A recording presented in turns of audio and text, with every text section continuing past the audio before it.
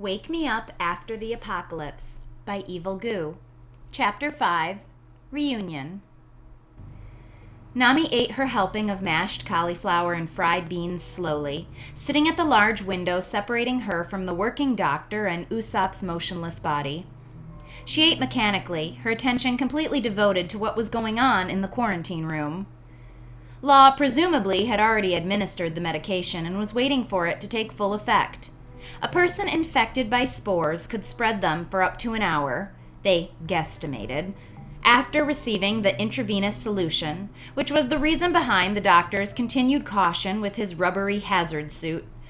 She could see him sweating a little through the face window. It must be getting hot in there. "Hey," she said, pressing the button built into the glass, connected to the speaker that allowed one to talk into the quarantine room.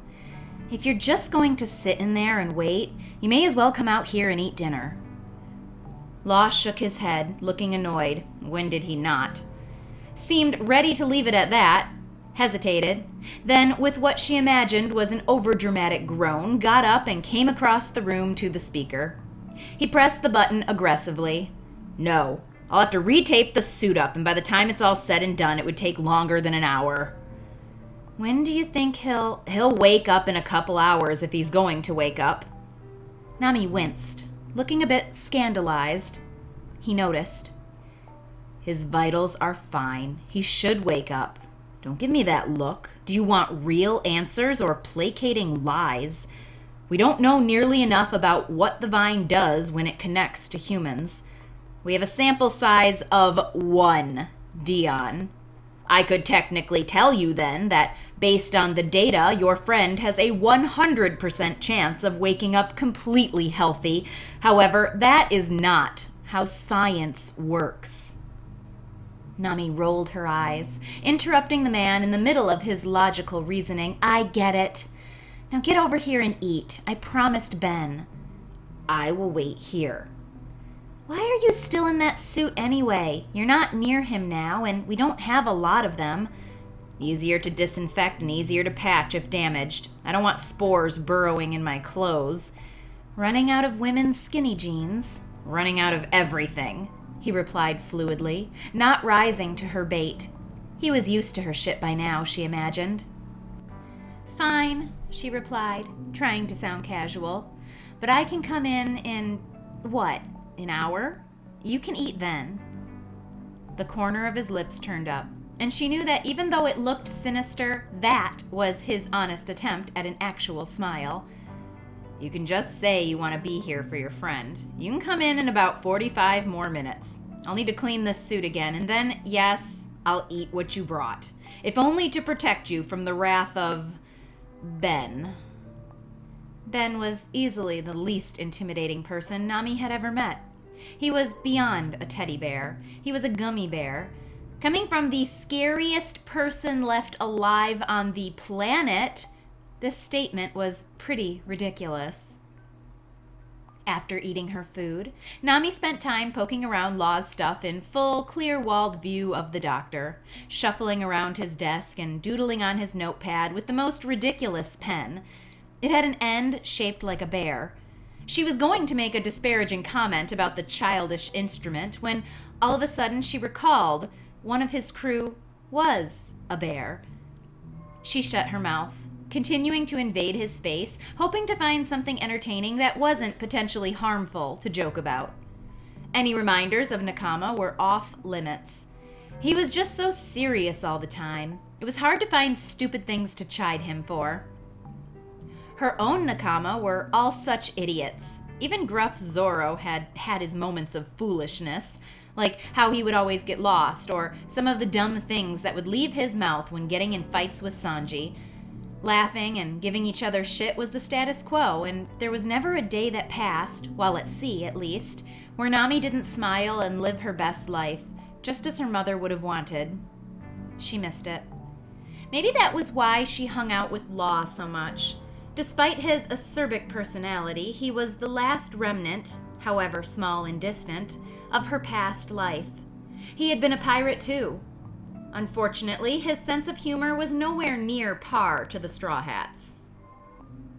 She gave up her hunt, returning to the quarantine window and gazing in at Usopp. Law was working now, using his small metal doctor tools, Nami had no idea what they were called, to gently remove the dehydrated vine from his ears. The implements tinked against the metal table as he picked them up and set them down, concentrating.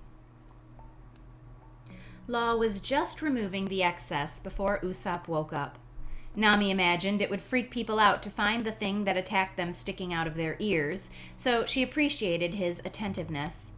After being cut initially by Nami, the vine would have begun to release its hold, and surgery wasn't necessary.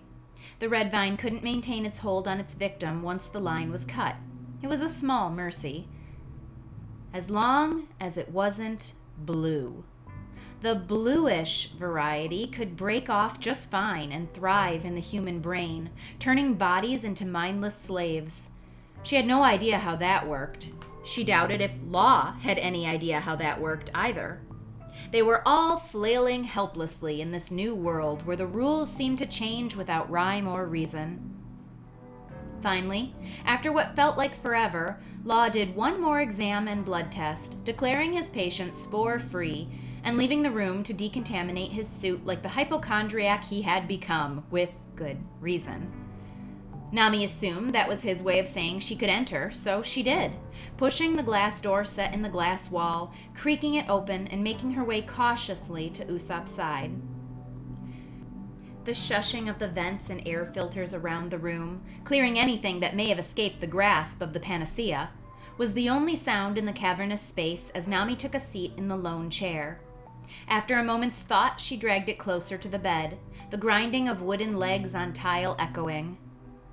Seeing him up close, cleaned up and well lit, made her dizzy all over again. Unfortunately, Law had chosen not to waste time trimming Usopp's absolutely awful beard, but at least his hair was clean, if brittle looking, his bruises already looking better, though his skin was rather pallid, and his breathing was deep and even, as one would expect from someone sleeping, not dying. Overall, his prognosis was looking good to Nami's completely unknowledgeable eye. Law said a couple hours. She would wait. She would try, for the first time in a long, long time. Try to be positive.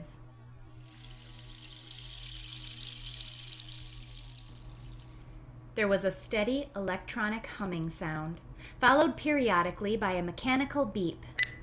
It was the first thing his senses supplied to his consciousness, and he struggled to think of what could be making such a sound. Was Franky adding something to the ships they were fixing? Something mecha that would put impressed stars in his eyes?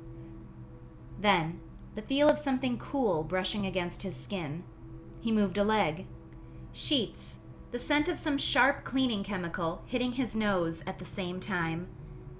He groaned, the incredible headache only hitting at that moment, fully bringing him awake as he hissed at the pain of it. He wanted to bring one hand up to his forehead, but his arm felt heavy. He could move, but it seemed like a struggle. Had he been injured? He was going to see the blacksmith, and then he fainted? Pressure on his arm. He lulled his head to the side. It felt heavy, too, and with great effort peeled his eyes open. One eye stuck a little bit, and he did that awkward thing where he blinked out of order for a moment, like he had slept for far too long, before his eyesight adjusted to view a blur of orange. The orange came into focus. It was Nami. It was Nami? Was it Nami? Your hair looks... Usopp, she cried out as he began to speak.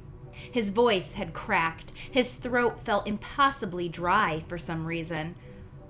Horrible, he finished, attempting to smirk but finding himself not quite up to it. Something cold and wet hit the arm she had touched, and his eyes flicked from her shaking hand up to the fat tears rolling down her cheeks. Her expression was crumpled, the kind of tears that could be sadness or relief.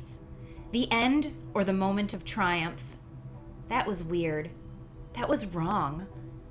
Nami didn't cry. She didn't cry for him. Not when he was injured.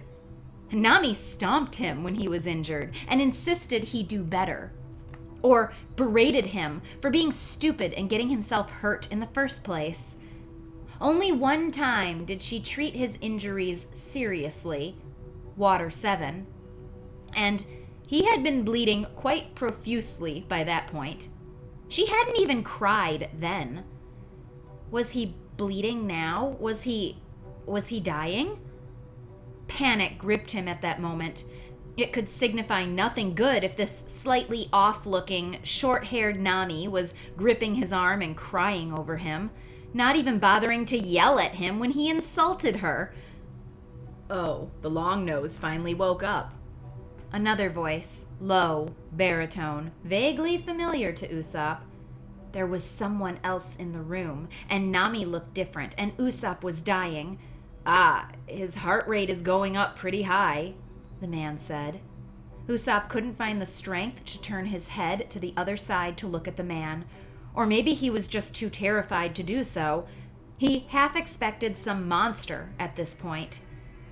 There was a tapping noise, finger to a screen, and an odd beep. Was he in a hospital? Onigashima, what happened there? He managed, pushing past his fear and trying to be brave.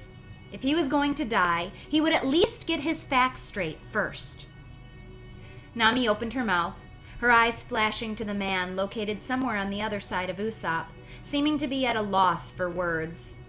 Oni, let's, not talk about that right now. I'm just so glad to hear your voice, Usopp. The tears had recommenced in earnest, hollowing out his stomach as they dripped to the sheets. She was leaning very close, her hands both moving down to grip his own. Weakly, he returned the gesture, holding her hand with what strength he had, giving it a brief squeeze, confused and worried as hell. Just slow down, Namiya, the man cautioned, the click of sharp footsteps coming around the bed. Give him time. Tragai, Usopp croaked, now able to put face to the voice.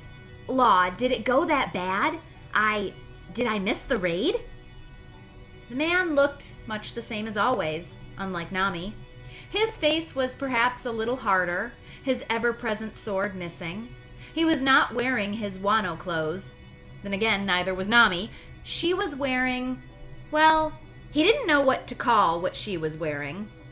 Something cheap and paper-thin and baggy. Again, Law and Nami exchanged looks. The older man shrugged. Law is our doctor here, Usopp. Usopp blinked, wishing he could properly convey his sarcasm despite his exhaustion as he replied, Really, you don't say. A doctor, you say. No way. It was at that moment he was caught in a coughing fit, and Nami hurried to help him sit up, one arm wrapped around his shoulders as he leaned forward, sheets slipping partially down his bare chest. Everything popped.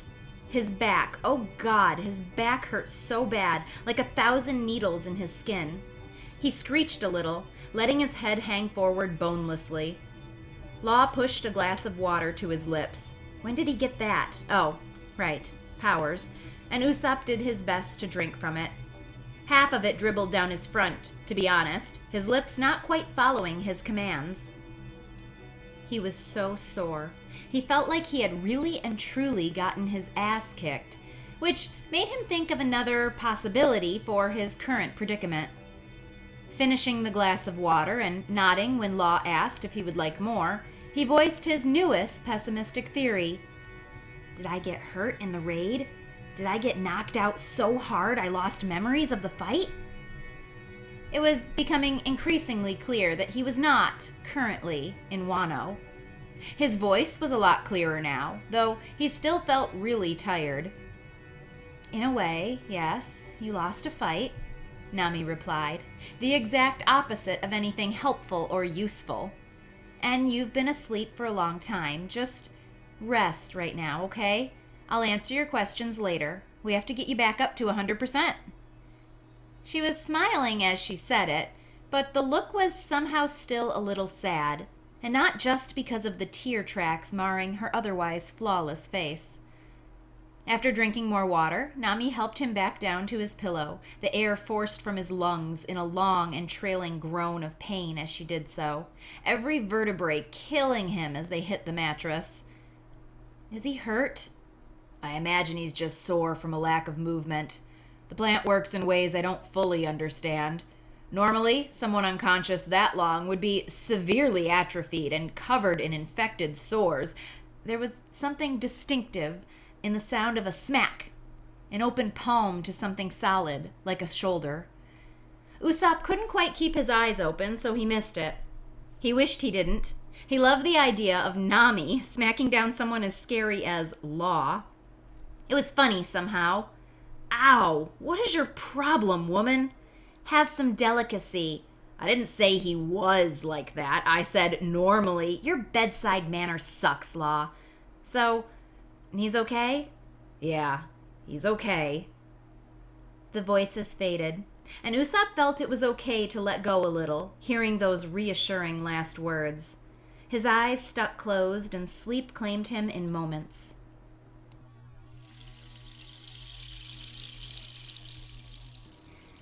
Year 2, Day 1. A little late for the 1-year anniversary. Not that it's something to celebrate, but we all did drink pretty heavily. Except the kids, of course. Unless Haley stole a few shots, which I strongly suspected she did. She's a lot like me at that age. To survival? Or was it drinking to those we lost? Drinking to a hopeful future? I just don't know anymore. We got the booze on some tiny unnamed island in West Blue. I say unnamed. Actually, we just couldn't find any signs, and it wasn't on our pieced together maps. Found a bunch of seeds. We need more food. Picked up some pirate otaku a few days ago. Long story. Not exactly cramped here. Room is not the issue, but Zifa is on us about our crop yield. She seems satisfied now. We will all be eating corn and cauliflower for a while. Law's been making a stink about being banned from land missions. He's too important. Keep producing that cure, you pointy, thin nerd. Your fine ass needs to be kept safe. Oh, I think I may still be a little drunk.